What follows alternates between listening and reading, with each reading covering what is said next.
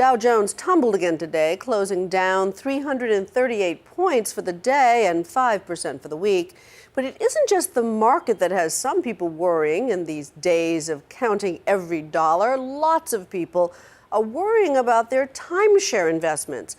4.7 million people have these often wonderful vacation retreats that can turn into terrible financial headaches. It was a $10.6 billion industry last year, and as Vicki Mabry discovered, once you get timeshare, it's often not easy to get rid of it.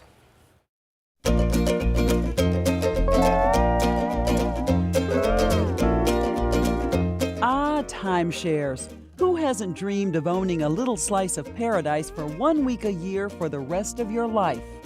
Our family used to take vacations with my Aunt Liz to her timeshares, until one day a few months ago, Aunt Liz called to report that her piece of paradise had suddenly become a financial purgatory. Her maintenance fees, once so reasonable, had crept up to $2,500 a year, and she couldn't get out of her contract. So I started researching how to sell this asset she thought was so valuable and discovered it was worth almost nothing. Timeshares matching what she'd bought 4 years ago for $55,000 were going for about $5,000 online. When you talk about a timeshare as an investment, it's really a poor word, and I apologize for using that, because you're never going to make money off a timeshare.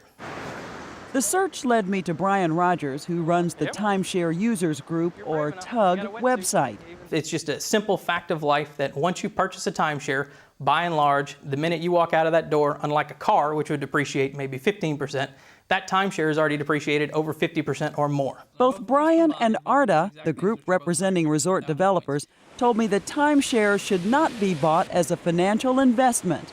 The value is in the enjoyment you get from them. But that's it. There are still people who love their timeshares. Absolutely. There are people who they're very happy timeshare owners. Absolutely. It's not that people are unhappy with timeshares. They find out later down the road that when they try to sell it, that their timeshare is worth next to nothing, or certainly nowhere near what they paid for it. Shocked, I blogged about it and found plenty of people with timeshare nightmares. One of them was Nancy Boggs, the cousin of a cousin who told us she'd been tempted and gave in. Well, unfortunately, I don't know if you know this, but I bought two. Not once, but twice. So the first one that I bought, I think it was like $11,500, the one in Maui. You're on vacation, what do you think came over you in that week? The glory of relaxation is what came over me. I mean, it was just such a wonderful, beautiful place. I was tired, I worked so hard, and just to have an experience in a beautiful place with palm trees and wonderful weather and nice people, and it was just something I never wanted to end. The human tendency to be lulled by the waves and the sand and the sunsets into wanting that endless vacation is what rakes in billions of dollars each year for the timeshare industry. They bring you into this room, and there's lots of balloons, and it's like a big party atmosphere. And then you hear bells ringing in the background and horns honking and people screaming and delightful screams. But I mean, happy screams, but they're like, Mr. and Mrs. So-and-so just invested in the happiness of their family or something like that. And before you know it, you've plunked down $10,000 or $20,000 or even $50,000 toward the happiness of your family. Nancy eventually sold Hawaii. She belatedly realized it was pretty impractical to get the family together to make an annual pilgrimage from the Midwest to Hawaii. But then she fell in love again. Ladies and gentlemen, welcome to glorious Cancun. With Cancun. You wrote them a check for, yes, for the full $13,500? Yes, unfortunately. I did. And then how much was the maintenance?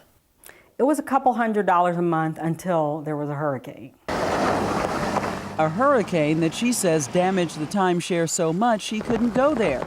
But the company charged a special assessment. Once the hurricane came, then it went from like $150, something like that, to like $500 a month. Yeah. You're kidding. It was a month? A month, because they had to rebuild everything. It was a huge place. And then you can't even use it. Can't use it while they're rebuilding, right? And even if there were other places that you could use, you don't know what the place is like. And so it just turned out to be a horrible waste of my money. I said, you know, I would have done just as well to just take a stack of money and just light a match to it. Nancy tried to give her timeshare to a charity, but they didn't want it. Finally, she paid an agency $2,000 to take it off her hands. Brian Rogers says about half of TUG's 30,000 members join so they can sell their timeshare. It's a rude awakening. They discover that it's extremely, extremely hard to sell a timeshare, and that's because there are so many more sellers than buyers. You can find secondhand timeshares all over the internet. There are hundreds on TUG sites and more on eBay. But people are still walking in there and buying it new at $15,000, even though you're saying they can look on the internet, they can look on your site, and they can get it for half price or less? Absolutely.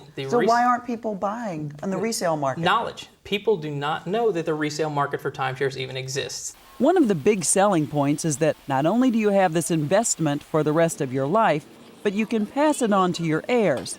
The double-edged sword is, what if your heirs don't want it?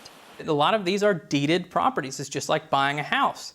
So when you get this deed, it goes into your family. If you were to pass away and your children were to inherit your estate, that is part of your estate. Becky Greiber's parents love their place at Christmas Mountain in the Wisconsin Dells, but now they're in their 80s and don't go as often. They gave Becky that part of her inheritance early. I think it was very nice of them to offer it to us, and I know that it was a headache for them, so I'm glad to take it over for them. But it really has been stressful trying to figure out how to sell it. Turn it into cash. Call Timeshares Only. We got rid of those maintenance fees. There are companies who advertise all over late-night TV and the internet who will sell your unwanted timeshare for you. Becky says as soon as word got out, she was inundated with offers from these kinds of firms offering to sell her timeshare for her if she'd pay them hundreds of dollars up front. I got a call just today asking if I had a timeshare for sale, and I said I did.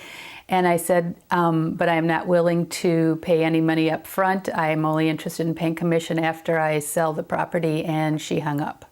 ARDA, the industry group, admits that the resale market is not what they call mature yet. As for Brian, he's a happy timeshare owner. He just paid a lot less for his because, you guessed it, he bought it on the resale market. But if you buy a timeshare, you need to know. Absolutely buy resale. If you can, anything to take away from the timeshare purchase is to research the resale market and find out if you can get a much better deal on the resale market, which 99 times out of 100 you will be able to. But the other thing is you've got to know that when you buy this, you are buying it forever. That's exactly right. And you don't know what the fees are going to be 10 years from the time of purchase. That's exactly right. That's why you can never, ever have enough information about what you're about to purchase versus just going in and getting caught up in the moment, signing your name to the dotted line and being stuck with that piece of paper, that contract for the rest of your life. And your children's life. And your children's life, absolutely. This is Vicki Mabry for Nightline on a beautiful beach just before sunset in St. Augustine, Florida. Good things just got better. Introducing an all-new third hour of Good Morning America. Welcome to Good Morning America Now. Good Morning America Now. Good Morning America Now. On ABC News Now. Get your Good Morning America now at abcnewsnow.com.